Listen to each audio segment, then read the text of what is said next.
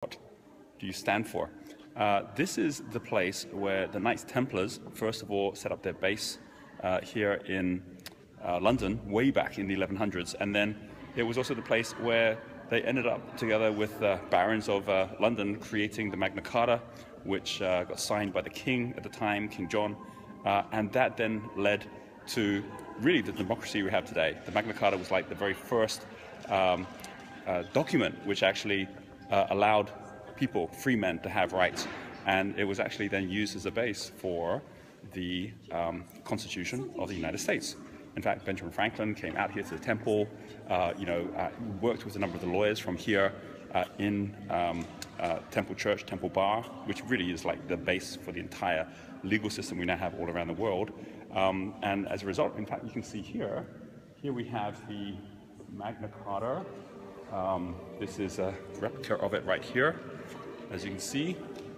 And basically, one sheet of paper can actually give you clarity as to what you stand for, what are the rights, what are the declarations that you're going to make. You can see over here, we have one which is a replica of the Declaration of Independence, which then led also to the Constitution of the United States. And here you can see actually down on the ground here, we've actually got burial spots of knights. Same we have here as well, right? You can kind of see them all. And this is actually the circle in the center here, the circular round church, which is based all the way back into the whole idea of the original church and the Holy Sepulchre you can see here from Jerusalem and Temple Mount, which is really what the Knights Templars were all about.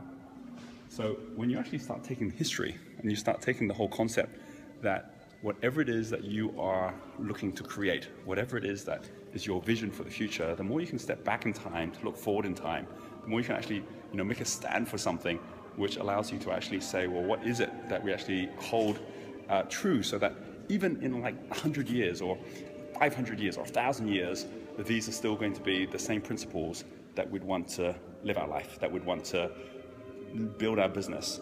And if you start from that thought process, actually going out, and just like the founders in America actually came and actually found out what it was that actually allowed the first democracies to start up in England and France, in the same way you can go out and find out the culture codes of the biggest companies out there and decide what it is that you want to stand for as well.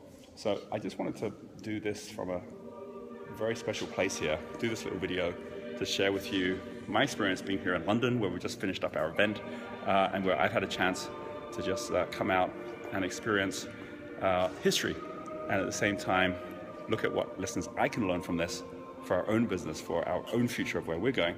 And I hope that just by kind of giving you this little insight as to what I'm up to right now, you can take that same idea of actually creating your own vision, your own declaration, or your own constitution, and set that up as your culture code. And with that being said, I am now going to say goodbye from London, and we'll catch up with you on the next episode.